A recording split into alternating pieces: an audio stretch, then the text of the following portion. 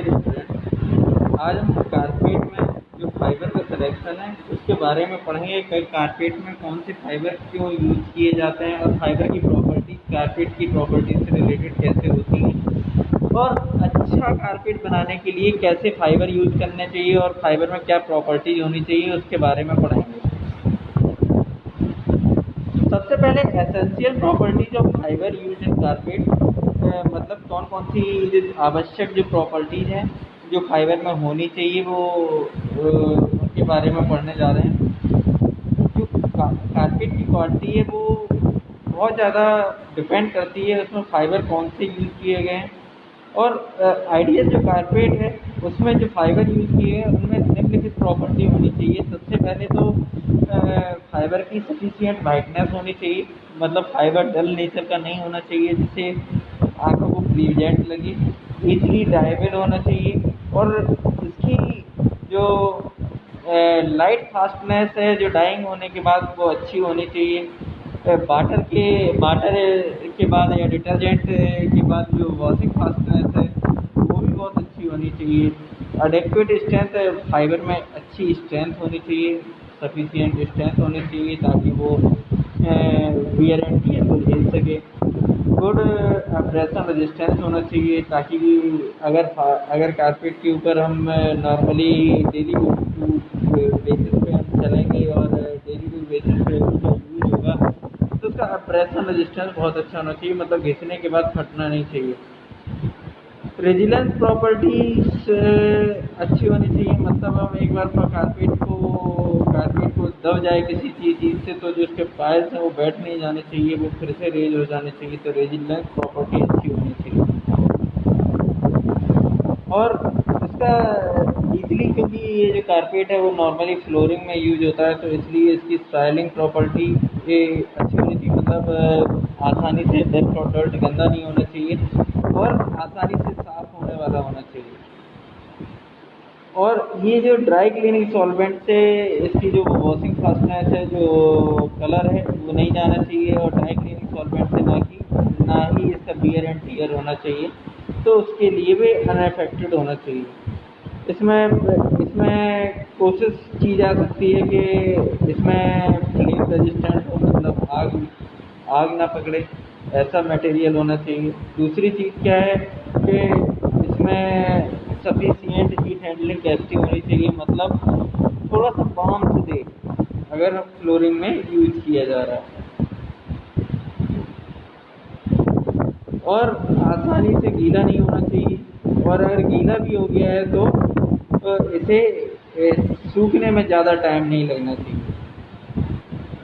Handle में warm होना चाहिए, वार्म होनी चाहिए और इंसेक्ट प्रूफ होनी चाहिए, आसानी से इसमें ना तो फंगल अटैक हो ना ही इंसेक्ट रिपेलेंट हो, ना ही इसमें इंसेक्ट डेवलप हो और इसके अंदर पनपे, तो इंसेक्ट प्रूफ होनी चाहिए या माइल्डली प्रूफनेसेस होनी चाहिए इसमें। और इसकी डेंसिटी है वो लो होनी चाहिए जिससे लाइट वेट हो, मटेरियल लाइट वेट हो और आसानी से हैंडल किया जा सके।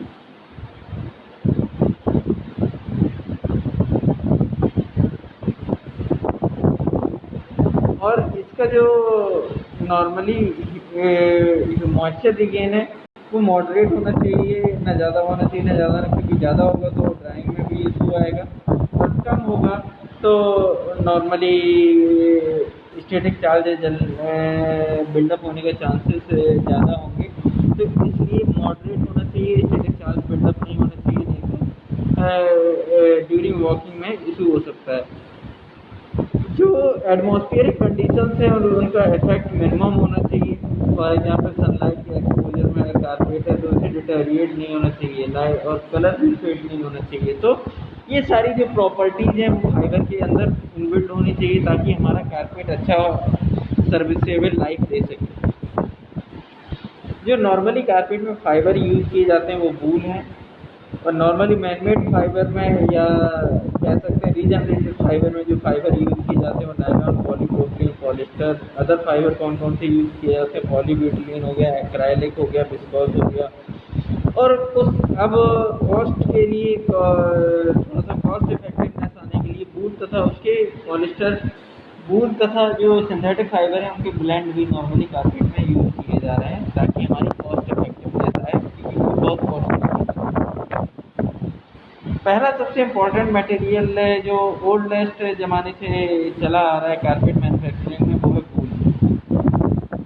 वूल सबसे पहले, जो हिस्ट्री ऑफ कारपेट है उसमें सबसे पहले जो वूल है वो यूज़ किया जाता रहा है, और ये सबसे अर्ली कर हैं जो नोमादिक सी होल्डर्स थे, जो नॉर्मली भेड़ों को चराते थे, वो सारे जो रग बनाते थे वो सारे नॉर्मली वूल रग थे। बेसिकली जो अपना रग मैन्युफैक्चरिंग इंडस्ट्री है वो मोस्टली वूल इंडस्ट्री के ऊपर ही डिपेंडेंट थी, और अब लेकिन जो फाइबर्स हैं वो नॉर्मली जो अदर फाइबर्स भी ज़्यादा यूज होने लगे हैं, क्योंकि वूल की जो कॉस्ट है वो बहुत हाई है।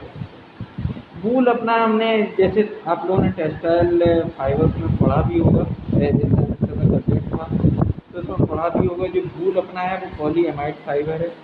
इसमें एक केराटिन नाम का प्रोटीन पाया जाता है, जिसके लॉन्ग चेन मॉलिक्यूल है, जिसमें हंड्रेड्स ऑफ या thousands of amino acid linkage attach है।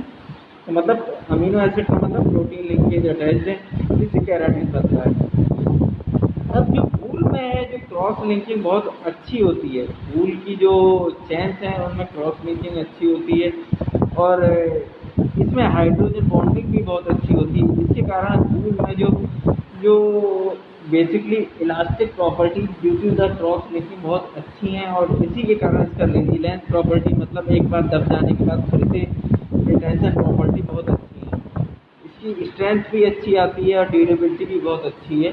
तो इसलिए जो इसका ड्यू टू फाइबर माइक्रोलॉजी के कारण इसका जो स्ट्रक्चर है, वूल का जो स्ट्रक्चर है वो बेसिकली इसके ऊपर स्केल्स होते हैं, जो क्या करते हैं, जो excellent fibre to fibre friction देते हैं, जिसके कारण फाइबर जो यार्न स्ट्रेंथ है वो सफिशिएंटली गुड आती है, तथा इसके साथ साथ इसमें रेजिलेंस की प्रॉपर्टी भी क्रॉस लिंकेज है। अब वूल में क्या है, एक स्पेशल कैरेक्टरिस्टिक है, क्योंकि इसमें सल्फर और फास्फोरस लिंकेज अवेलेबल होने को वूल अपना natural basically fire resistance fibre है, क्योंकि इसमें फास्फोरस लिंकेज जो कि आग को नहीं फैलने देते, तो वूल एकमात्र ऐसा हमारा जो नेचुरल फाइबर है जो फायर रेजिस्टेंस है। अब वूल का है हैंडलिंग प्रॉपर्टी बहुत अच्छी है, रेजिलेंस हमने जैसे बताया कि अगर हम कंप्रेस कर दें तो अपने वूल अपने आप अपनी सेफ्टी फिर से टेंशन हो जाना चाहिए, जैसे रेजिलेंस प्रॉपर्टी भी बहुत अच्छी है। एब्रेशन रेजिस्टेंस, मतलब अगर हम इसे घिसते हैं तो एब्रेशन के बाद एब्रेशन रेजिस्टेंस भी बहुत अच्छा है, एडियरेंस भी बहुत अच्छा है। वूल के ऊपर वैक्स की कोटिंग नॉर्मली रहती है, वैक्सी टाइप का स्ट्रक्चर है, इसलिए एक्सीडेंट सॉयल रेजिस्टेंस होता है और आसानी से साफ किया जा सकता है। ये साउंड को भी एब्जॉर्ब करता है, मॉइस्चर को भी एब्जॉर्ब करता है, और सडन जहाँ पे भी क्लाइमेटिक चेंज है उसके लिए बहुत बेनिफिशियल है। न ज़्यादा गर्मी देता है न ज़्यादा ठंडक देता है, तो परफेक्ट है जैसे सडन क्लाइमेटिक चेंज के लिए। और ये हेल्दी इन्वायरमेंटल एटमॉस्फेयर भी क्रिएट करता है, जो इंडोर जो गैसेस हैं, गैसेस अगर हमारी बन रही है तो इसको एब्जॉर्ब करने का भी काम करता है। बस इसमें एक डिसएडवांटेज ये है कि इसकी कॉस्ट थोड़ी सी ज़्यादा है। अब इसीलिए due to the cost high होने के कारण जो इसका सब्स्टिट्यूट लोग वालों ने तलाशना शुरू कर दी है, तो उन्होंने क्या बनाया, मैनमेड फाइबर को इन्होंने इंट्रोड्यूस किया कारपेट और रग मैन्युफैक्चरिंग इंडस्ट्री में। तो 20th सेंचुरी में इन्होंने लो कॉस्ट फिलामेंट को उन्होंने यूज़ करना शुरू किया, जिसका रिप्लेसमेंट जैसे वूल और सिल्क और कॉटन का रिप्लेसमेंट उन्होंने मैनमेड फाइबर्स को डाला। ये दो टाइप के हो सकते हैं, रिजनरेटेड फाइबर, दूसरा है purely synthetic fibre. Regenerated fibre वैसे होते हैं कि जिनका जो केमिकल कंस्टिट्यूशन है और फिजिकल फॉर्म में जो नेचर में ही अवेलेबल है। फॉर एग्जांपल सेल्यूलोजिक फाइबर जैसे विस्कोस हो गया, रेयॉन हो गया, इनमें इनका जो नेचुरल कंस्टिट्यूएंट्स है या केमिकल कंस्टिट्यूएंट्स हैं वो सारे सेलुलोजिक मटेरियल है। सेलुलोज बेसिकली नेचुरल मटेरियल है, इसको रीजनरेट करके हम फाइबर का डेवलपमेंट करते हैं। सिंथेटिक फाइबर वो फाइबर हैं जो प्योरली मैन मेड आदमी के द्वारा बनाए गए हैं। फॉर एग्जाम्पल इनको नॉर्मली केमिकल प्रोसेस से बनाया जाता है, जैसे पॉलीमर हो गया, अपना पॉलीप्रोपिलीन हो गया। इसमें प्रोपिलीन की पॉलीमराइजेशन किया जाएगा, एडिशन पॉलीमराइजेशन होगा, जिससे पॉलीप्रोपिलीन बनेगा। फिर इसके जो छोटे छोटे से जो नॉर्मली बीट टाइप ऑफ वो ग्रैन्युल्स बनाए जाएंगे, जिन्हें हम चिप्स बोलेंगे। ये चिप्स की हम नॉर्मली मिल्ट स्पिनिंग करेंगे। मिल्ट स्पिनिंग में क्या होगा, एक स्पिनरेट होगी, स्पिनरेट में छोटे छोटे ऑर्फिसेस होंगे। जब इसे ग्रैन्युल्स को, जो पॉलीप्रोपिलीन के ग्रैन्युल्स को मेल्ट किया जाएगा, मेल्ट होने के बाद छोटे छोटे छेदों में से पास आउट किया जाएगा, तो ये क्या जो ग्रैन्युल्स है सूख जाने के बाद ये फाइबर फॉर्म में कन्वर्ट हो जाएंगे। तो ये अपना नॉर्मली पॉलीप्रोपिलीन फिलामेंट बन जाता है, पॉलीप्रोपिलीन फिलामेंट बन जाता है, जो कि हम नॉर्मली रक्स वगैरह में यूज कर सकते हैं।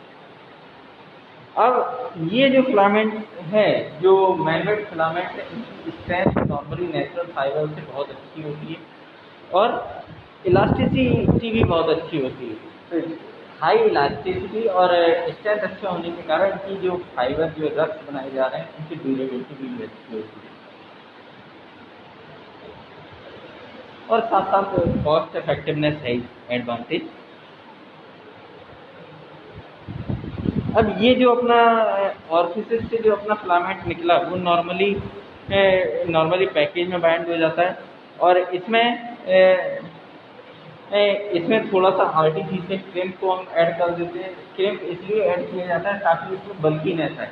बल्कीनेस मतलब फाइबर जो फिलामेंट है, फिलामेंट में बल्कीनेस की रिक्वायरमेंट इसलिए है ताकि फ्लफी टाइप का स्ट्रक्चर दे सके, जो बूंद का जैसा फ्लफी स्ट्रक्चर है उस टाइप का स्ट्रक्चर दे सके। इसलिए हमें जो क्रिम्प डेवलप करते हैं, क्रिम्प दो तरीके से डेवलप किया जा सकता है।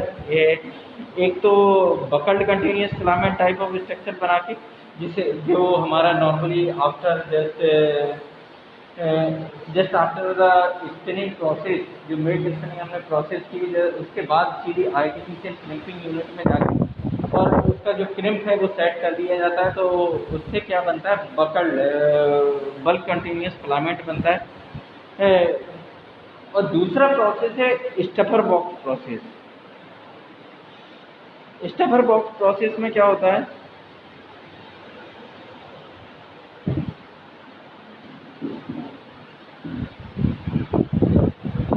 स्टफर बॉक्स में क्या होता है कि इसमें जो क्रिम्प एडिशन होता है वो स्टफर बॉक्स के थ्रू होता है, जिसमें एक बॉक्स होता है जिसमें कॉइल टाइप ऑफ फिलामेंट को इकट्ठा किया जाता है और उसे हीट सेट कर दिया जाता है, जिससे इसमें क्रिम्प जनरेट हो जाता है। तो ये दो टाइप से जो क्रिम्प जनरेशन है, एक बल्क कंटिन्यूस फॉर्म में, एक स्टफर बॉक्स प्रोसेस, दोनों टाइप से जो यार्न बनता है उसका हम कार्पेट यार्न में यूज कर सकते हैं।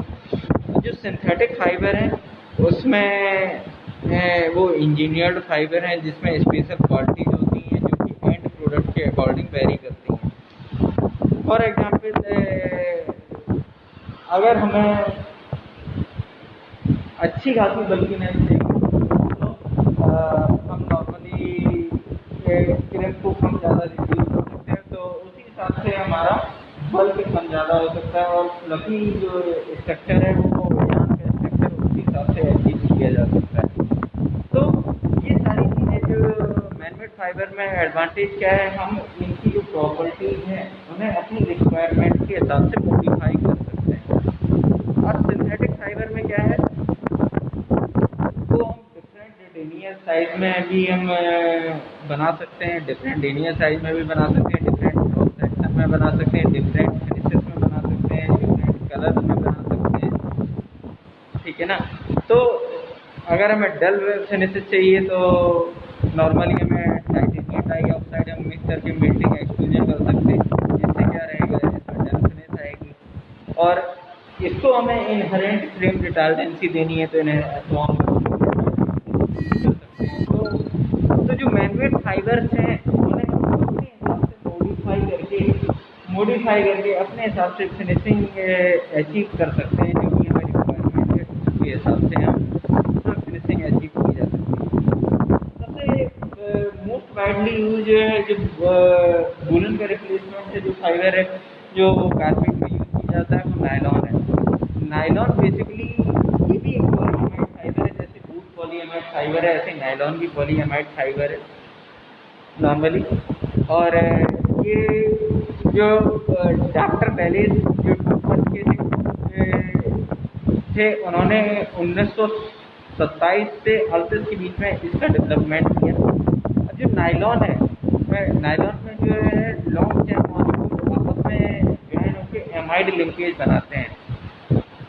और ये नायलॉन बेसिकली जो अपना किया जाता है, ये दो फॉर्म में किया जाता है, नायलॉन 6, दूसरा नायलॉन 6। नायलॉन 6 का जो निर्माण है वो नॉर्मली एक पॉलीमर होता है कैप्रोलैक्टम। कैप्रोलैक्टम से जो पॉलीमराइजेशन किया जाता है वो नायलॉन 6 बनाता है। फॉर एग्जाम्पल कैप्रोलैक्टम का हमने पॉलीमराइजेशन किया तो इस टाइप ऑफ स्ट्रक्चर आएगा, जिसे हम नायलॉन 6 बोलते हैं। अब इसमें 6 का मतलब क्या है, इसमें 6 कार्बन है। फॉर एग्जाम्पल 1 2 3 4 5 6 कार्बन एटम है, इसीलिए इसे हम नायलॉन 6 बोल रहे हैं।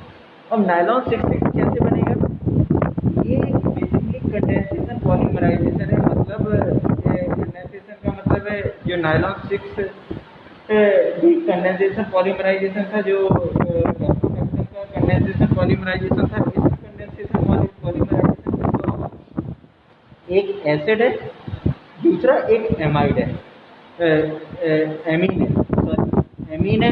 तो एसिड और एमीन आपस में रिएक्शन करके एमाइड बना देंगे। तो एक हेक्सामेथिलीन डाइएमीन है और दूसरा है एडिपिक एसिड। तो इन दोनों को अगर हम रिएक्शन करवाएंगे तो हमारा नायलॉन 6 बनेगा। इसमें क्या होगा, नायलॉन 6 क्या, जो एमाइड लिंक के बीच में जो कार्बन एटम है वो कितने होंगे, 6 साइड होंगे, 6 साइड कार्बन एटम। ये नायलॉन 6 का स्ट्रक्चर है। कार्बन एटम गिनने जा रहे हैं, 1 2 3 4 5 6 कार्बन एटम है। यहाँ पे 6 हो गए, NH के बीच में, यहाँ पे भी 6 हो गए, 1 2 3 4 5 6। इसीलिए ये नायलॉन 6 कहलाता है। जो नायलॉन 6 की जो प्रॉपर्टीज हैं वो नॉर्मली नायलॉन 6 की प्रॉपर्टीज के कंपेरिजन में बेटर आती हैं। स्ट्रेंथ और इलास्टिसिटी दोनों बेटर हैं, ये प्रॉपर्टीज कम है। और कॉस्ट भी नायलॉन 6 के कंपेरिजन में ज़्यादा है। अब जो रॉ मटेरियल है वो क्या किया जाता है, इसको पहले पॉलीमराइजेशन हो जाने के बाद ये बीड फॉर्म में चिप्स बना लिए जाते हैं। ये चिप्स नॉर्मली मेल्टिंग हॉपर में डाल दिए जाते हैं।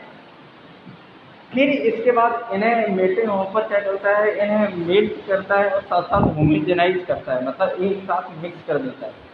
फिर इसके बाद ये छोटे से ऑर्फिस के थ्रू पास होकर फिलामेंट फॉर्म में कन्वर्ट कर दिए जाते हैं। ठीक है ना। इसमें 64 फाइबर या जितने भी नंबर ऑफ फाइबर्स हो उसमें कन्वर्ट कर दिए जाते हैं। और जो नॉर्मली इसका एक्सट्रूजन प्रोसेस है, जिसे हम क्या कह रहे हैं, मीट स्पिनिंग कह रहे हैं, वो नॉर्मली 260 डिग्री सेल्सियस पे की जाती है। और जो हीट सेटिंग है वो 200 डिग्री सेल्सियस पे की जाती है। अब एडवांटेज क्या है, जो नायलॉन है, नायलॉन मटेरियल है, इसकी डेंसिटी बहुत कम है। तो ये मटेरियल लाइट है और स्ट्रेंथ बहुत अच्छी है। तो मटेरियल लाइट होने के साथ साथ स्ट्रेंथ अच्छी होती है इसमें। तो इससे क्या है, एक तो कार्पेट हमारा लाइट बनेगा, दूसरा एक्सीडेंट प्रॉपर्टीज आती हैं और हाई एब्रेशन रेजिस्टेंस है, हाई रेजिलेंस प्रॉपर्टीज है। और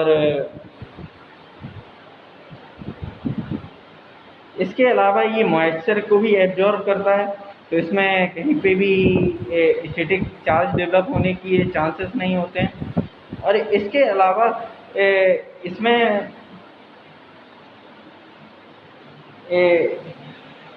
इसमें जो भी हमें आफ्टर फिनिशेस हैं, फॉर एग्जांपल स्टेन रेजिस्टेंस हो गया, अपना फ्लेम रिटार्डेंट फिनिशेस हो गई, हम आसानी से आर्टिफिशियल भी कर सकते हैं और इनबिल्ड भी कर सकते हैं। तो ये चीज़ें आसानी से हो सकती हैं। और नायलॉन की डाइंग प्रॉपर्टीज बहुत एक्सीलेंट है, और जो इनकी फास्टनेस है, डिफरेंट फास्टनेस है, वॉशिंग फास्टनेस हो गई, लाइट फास्टनेस हो गई, और नॉर्मल जो फास्टनेस है वो बहुत एक्सीलेंट फास्टनेस आती है, जिसके कारण नायलॉन कारपेट में मोस्ट वाइडली यूज किया जा सकता है।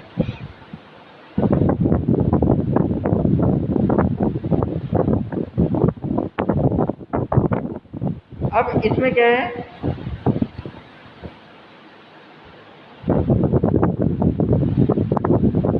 इसका एब्रेशन रेजिस्टेंस भी बहुत अच्छा है। अब सबसे बढ़िया एडवांटेज क्या है, नायलॉन फाइबर को हम फाइबर की क्रॉस सेक्शन को चेंज करके हम इसकी जो लस्चर है और इसकी जो चमक है उसको भी चेंज कर सकते हैं। फॉर एग्जांपल, अगर हमने फाइबर के क्रॉस सेक्शन सर्कुलर के बजाय हमने ट्रायंगुलर क्रॉस सेक्शन रख दिया, तो इसमें क्या है, इसका सरफेस एरिया बढ़ जाएगा। तो जिसके कारण जो सरफेस एरिया जब बढ़ेगा तो प्रकाश की लाइटों का रिफ्लेक्शन है, जो परावर्तन है वो ज़्यादा होगा। जब प्रकाश की लाइटों में परावर्तन ज़्यादा होगा तो हमारी आंखों पे प्रकाश की लाइटें ज़्यादा आएंगी, तो हमें चमकदार दिखेगा।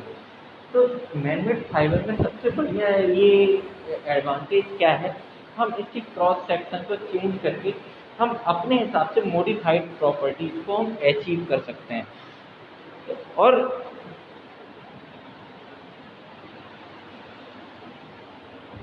1960 में क्या है, थर्ड जनरेशन नायलॉन डेवलप किया गया, जिसमें एंटी स्टैटिक फीचर इंट्रोड्यूस किया गया। फिर 1970 में फ्लोरोकार्बन की कोटिंग से इसको फायर रेजिस्टेंट बनाया गया, सॉइलिंग रेजिस्टेंस बनाया गया। पर अब जो टेफ्लॉन और स्कॉच गार्ड जो कोटिंग है अभी ये नायलॉन फाइबर के ऊपर की जा रही है, अब तो ये ऑयल और वाटर बेस्ड स्टेंड को भी ये रिपेल कर सकते हैं।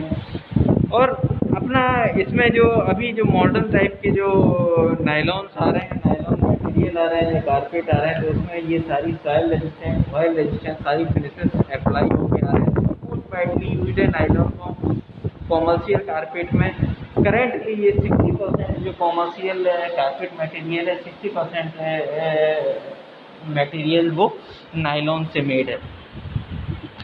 दूसरा मोस्ट वाइडली यूज्ड होने वाला फाइबर है पॉलीप्रोपिलीन। ये पॉलीप्रोपिलीन मैन्युफैक्चर कैसे होता है, पॉलीप्रोपिलीन की जो मैन्युफैक्चरिंग है वो बेसिकली प्रोपिलीन जो अपनी गैस होती है उसको जो एडिशन पॉलीमराइजेशन के द्वारा हम जो बनाते हैं वो हम बनाते हैं पॉलीप्रोपिलीन। ये बेसिकली सॉलिड मटेरियल होता है, और इसके जो ग्रैन्यूल्स हैं, ग्रैन्यूल्स को हम मेल्ट स्पिनिंग प्रोसेस के थ्रू पास करते हैं, मेल्ट करके इसके मेल्ट स्पिनिंग करने के बाद एक फिलामेंट फॉर्म में बना लेते हैं। ये जो फिलामेंट है, इन फिलामेंट की क्रिम्पिंग होती है, जैसे BCF और सेम मेथड्स हैं, स्टेपलर बॉक्स मेथड या बल्क कंटिन्यूस फिलामेंट फॉर्म में, दोनों में क्रिम्पिंग कर लेंगे। फिर इसके बाद ये बाइंड हो जाता है मटेरियल, और इस पॉलीप्रोपिलीन मटेरियल को हम नॉर्मली कारपेट मैन्युफैक्चरिंग के लिए यूज करते हैं। इसमें क्या है, एडवांटेज क्या है, ये सबसे लोएस्ट कॉस्ट फाइबर है, बहुत कम कॉस्ट आती है, तो कॉस्ट इफेक्टिवनेस के मामले में ये बहुत अच्छा फाइबर है। इसीलिए करेंटली ये 33% कारपेट फाइबर में ये पॉलीप्रोपिलीन मटेरियल यूज किया जा सकता है। ये लो कॉस्ट जितने भी कारपेट बनते हैं उसमें सारे में पॉलीप्रोपिलीन यूज किया जाता है। और इसमें क्या है, हम इनबिल्ट कलर इंसर्ट कर सकते हैं ड्यूरिंग एक्सट्रूजन इटसेल्फ। इसमें इनबिल्ट कलर इंसर्ट कर दिया तो most widely range of colour मिल सकता है। और इसकी जो जब इनबिल्ट कलर है तो इसकी एक्सीलेंट बहुत अच्छी प्रॉपर्टी जैसी आती है, मतलब इसका जो कलर है ना तो फेड होता है, ना वाटर रेजिस्टेंस होता है, और कोई भी ऐसा केमिकल के द्वारा नहीं निकलता है। तो इनबिल्ट कलर का यही एडवांटेज है। अब ये जो फाइबर है,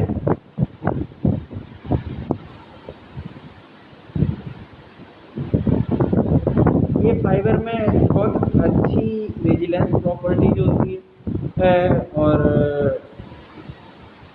और ये ऑयल रेजिस्टेंट भी होता है, नॉर्मली स्टेन रेजिस्टेंस भी होता है, आसानी से स्टेन नहीं लगते हैं। बट इसका एक डिसएडवांटेज ये है कि ये हाई टेम्परेचर पे इसकी मेल्टिंग प्रॉपर्टी हाई टेम्परेचर पे ये खराब होने के चांसेस हैं, और फ्लेम रेजिस्टेंट प्रॉपर्टी आसानी से अचीव नहीं की जा सकती। ये डिसएडवांटेज है, लेकिन लो कॉस्ट होने के कारण ये अभी भी मोस्ट वाइडली यूज किया जा रहा है, और 33% शेयर अपना मार्केट में रखे हुए कारपेट मैन्युफैक्चर। जो अदर कारपेट फाइबर हैं वो फॉर एग्जांपल एक्राइलिक फाइबर है। एक्राइलिक फाइबर जस्ट वूल का रिप्लेसमेंट है, बल्कि ना सेम है वूल के द्वारा। नॉर्मली जो हम वूलन गारमेंट्स भी यूज़ करते हैं, जो वूल का replacement directly replacement acrylic fibre है, तो इस समय एक्राइलिक फाइबर भी बहुत बल्क में यूज़ किया जा रहा है, जहाँ पे भी वूल यूज होता है उसका रिप्लेसमेंट के रूप में यूज़ किया जा रहा है। उसका हाई रेजिलेंस है, गुड ड्यूरेबिलिटी है, और कॉस्ट लो है वूल के कंपेरिजन में। ये ब्लेंड फॉर्म में भी यूज किया जा सकता है, जहाँ पे भी हमें फाइबर में साइन चाहिए, लच्चर चाहिए, और हमें लो कॉस्ट फाइबर चाहिए, तो हम नॉर्मली विस्कोस रेयान को भी यूज कर सकते हैं। इसमें फाइबर की कॉस्ट तो अच्छी आ जाती है, लो आ जाती है, लच्चर भी आ जाता है कारपेट में। एक डिसएडवांटेज इसका रेजिलेंस प्रॉपर्टी बहुत कम है, और ये बहुत जल्दी ये डिग्रेड भी होता है, और इसकी जो मॉइस्चर एब्जॉर्ब करने के बाद स्ट्रेंथ भी लूज कर जाता है।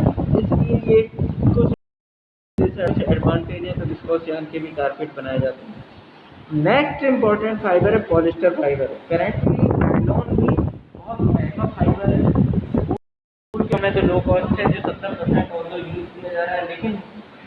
लेकिन जब से पॉलिस्टर का इन्वेंशन हुआ है, जो कि